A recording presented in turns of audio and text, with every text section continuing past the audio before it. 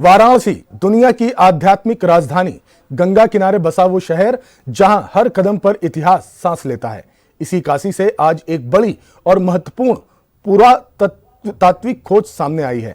चौबेपुर के उत्तरी गंगा तट पर ग्रामीणों को एक ऐसी मूर्ति मिली जो न सिर्फ कलात्मक दृष्टि से अद्वितीय है, बल्कि सदियों पुराने इतिहास का एक जीवंत साक्ष्य भी है। यह दुर्लभ एक मुखी शिवलिंग, जिसे विशेषज्ञों ने गुर्जर प्रतिहार काल यानी 9वीं से 10वीं सदी का बताया। बता दें, वाराणसी से लगभग 20 किलोमीटर दूर चौबेपुर का गंगा तट, जहां ग्रामीण दाह संस्कार में शामिल होने पहुंचे थे, यहां रेत के बीच से झांकती एक आकृति ने सबका ध्यान खींचा। जब मिट्टी हटाई गई तो सामने आई बलुआ पत्थर से बनी एक प्राचीन एक मुखी शिवलिंग मूर्ति।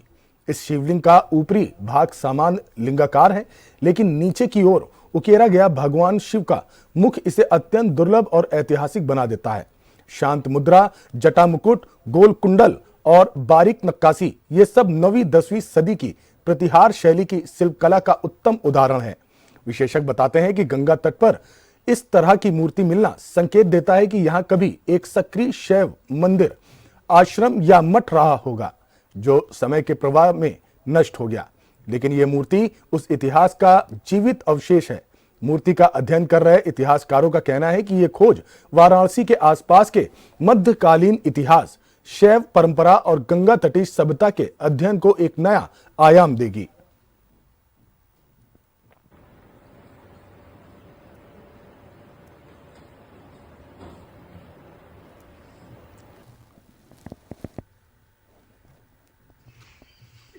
गाली ना पड़े हमके। यूपी में वोटर लिस्ट अपडेट करने की प्रोसेस जारी है। एसआईआर संस्कार के दौरान जब हम लोग गंगा तट पे गए थे, वहीं हम लोगों को ये दुर्लभ एक मुखी शिवलिंग मिले। ओवरऑल जो इसका एनालिसिस है वो आर्कियोलॉजिस्ट हैं प्रोफेसर सचिन तिवारी, प्रोफेसर वसंत सिंधे और प्रोफेसर राकेश तिवारी। उनके अनुसार ये जो है वो 9वीं 10वीं सेंचुरी या उसके पहले की जो है वो एक मुखी शिवलिंग है। जो शिवलिंग है उसका वजन लगभग 12 किलोग्राम के आसपास है और जो योनि पीठ है उसका वजन 8 किलोग्राम के आसपास है। और इतना जो है वो बेहतरीन तरीके से जो मुख है शिव जी का वो सजावट है, जिसमें जटा मुकुट, बाएं तरफ जो है वो त्रिशूल का जो है वो कार्विंग है और दाहिने तरफ जो है वो डमरू लगा हुआ है।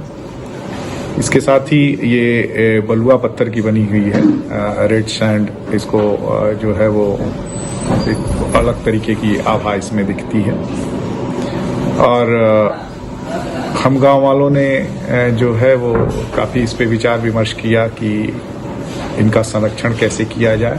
तो उसके आधार पे ये एक सामूहिक निर्णय हुआ कि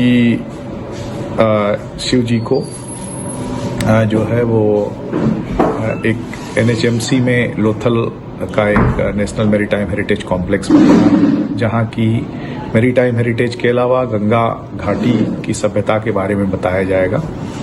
तो वहाँ के डायरेक्टर हैं प्रोफेसर वसंत सिंधे, उनसे हम लोगों ने कांटेक्ट किया और उन्होंने इसको एज ए सेंट्रल ऑब्जेक्ट, जो उनका गैलरी 5 जो मेन गैलरी है, वहाँ रखने का निर्णय लिया। तो अब हम लोग परसों जो है 22 तारीख को इसको प्रोफेसर वसंत सिंधे सर खुद ही आएंगे इसको लेने।